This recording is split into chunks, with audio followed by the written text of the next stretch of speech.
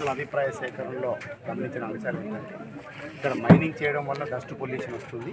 Dust pollution రావడం వల్ల ఇక్కడ ఉన్న హార్టికల్చర్ క్రాప్స్ దెబ్బతింటాయి. అలాగే రోడ్డు రవాణా సౌకర్యం కూడా వాళ్ళు ఎక్కువ లోడ్తో వెహికల్స్ తీసుకొచ్చినప్పుడు గ్రామం ద్వారా వెళ్లాల్సిన అవసరం ఉంది కదా, అక్కడన్నీ కూడా రోడ్డు దెబ్బతింటే ప్రమాదం జరిగే అవకాశం ఉంది. సో కాబట్టి మాకు ఇది ఎలాంటి ఆశాజనకమైన ప్రాజెక్టు కాదు. సో కాబట్టి మేమందరం కూడా దీన్ని ప్రాజెక్టు అనుమతి ఇవ్వడానికి మేము అభ్యంతరాన్ని తెలియజేస్తున్నామని చెప్పి చిక్కేపల్లి గ్రామస్తులు మరియు చాగల్లు గ్రామస్తులు వారి అభిప్రాయాన్ని తెలియజేశారు. అయితే ఇక్కడ గమనించాల్సిన అంశం ఏంటంటే సర్వే నెంబరు ఉండే విస్తీర్ణం మైనింగ్ జరిగే ఏరియా చాగల్లు పొలంలో ఉంటుంది. దీనికి దగ్గరగా ఉన్న విలేజ్ వచ్చేసి చిక్కేపల్లి గ్రామం.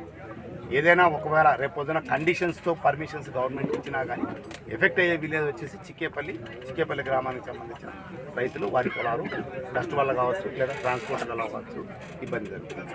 ఇక్కడ గవర్నమెంట్ ఉండే రూల్స్ ప్రకారం ఏంటంటే సినరేజ్ ఛార్జెస్ ఏవైతే ప్రభుత్వం నుంచి మినరల్ ఫండ్ ఏదైతే ఉంటుందో అది ఏ విలేజ్ సర్వే నెంబర్లో మైనింగ్ జరుగుతుంది ఆ విలేజ్ గ్రామ పంచాయతీకి ఫండ్స్ పోవడం జరుగుతుంది. సో రైతుల దగ్గర నుంచి వచ్చిన అభ్యంతరం ఏంటంటే విలేజ్ ఏమో సర్వే నెంబర్ ఎక్స్టెంట్ చాగల్లో ఉంది, దెబ్బతినే విలేజ్ వచ్చేసి చిక్కేపల్లి గ్రామం కాబట్టి ఆ వచ్చే ఫండ్స్ అన్నీ కూడా చాగల్ గ్రామానికి వెళ్తాయి కానీ చిక్కేపల్లి గ్రామానికి రావు. చిక్కేపల్లి గ్రామంలో ఎలాంటి అభివృద్ధి జరుగుతుంది.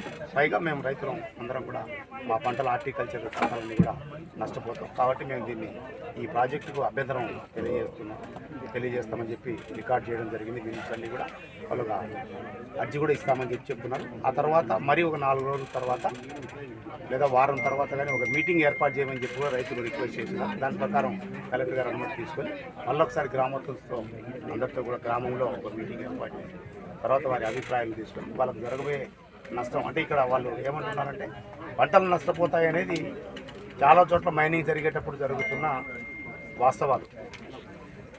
ఎందుకంటే డస్ట్ పొల్యూషన్ని కరెక్ట్గా కంట్రోల్ చేయలేకపోవడం, యాజమాన్యం ఫెయిల్ కావడంతో అక్కడ ఉండే పంటలన్నీ కూడా దెబ్బతింటాయని చెప్పేసి మనం చాలాసార్లు పత్రికల్లో చూస్తున్నాం. ఆ భయంతోనే రైతులందరూ ఇక్కడ అభ్యంతరాన్ని వ్యక్తం చేశారు.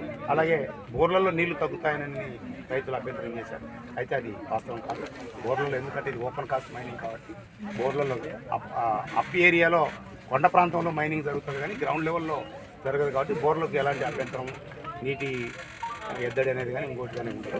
బట్ ఓన్లీ 2 ఇష్యూలు మాత్రం ఎఫెక్ట్ అయ్యే అవకాశం ఉంది. మేనేజ్మెంట్ వాళ్ళు కరెక్ట్గా మెయింటైన్ చేయకపోతే డస్ట్ పొల్యూషన్తో పంటలు దెబ్బతింటాయి. రెండోది రోడ్డు రవాణాలో వాళ్ళు కెపాసిటీని మించి లారీలు జనరల్గా మనం చూస్తుంటాం, కెపాసిటీ మించి టన్నేజ్తో లారీలు నడుస్తాయి కాబట్టి అక్కడ గ్రామాల్లో ఉండే రోడ్లు దెబ్బతింటాయి కాబట్టి ఆ 2 దెబ్బతినే ప్రమాదం ఉంది. దానికి కంపెనీ వారు ఎలాంటి అష్యూరెన్స్ ఇస్తారు గ్రామస్తులకు రేపు సమావేశంలో మాట్లాడినప్పుడు ఆ తర్వాత గ్రామస్తుల అభిప్రాయాన్ని బట్టి మేము తుది నివేదికని ప్రభుత్వానికి చేసి ప్రభుత్వం తీసుకునే నిర్ణయాలకు అనుగుణంగా తదుపరి చర్యలు చేయడం జరుగుతుంది అందరికీ తెలియజేస్తాం. Thank you.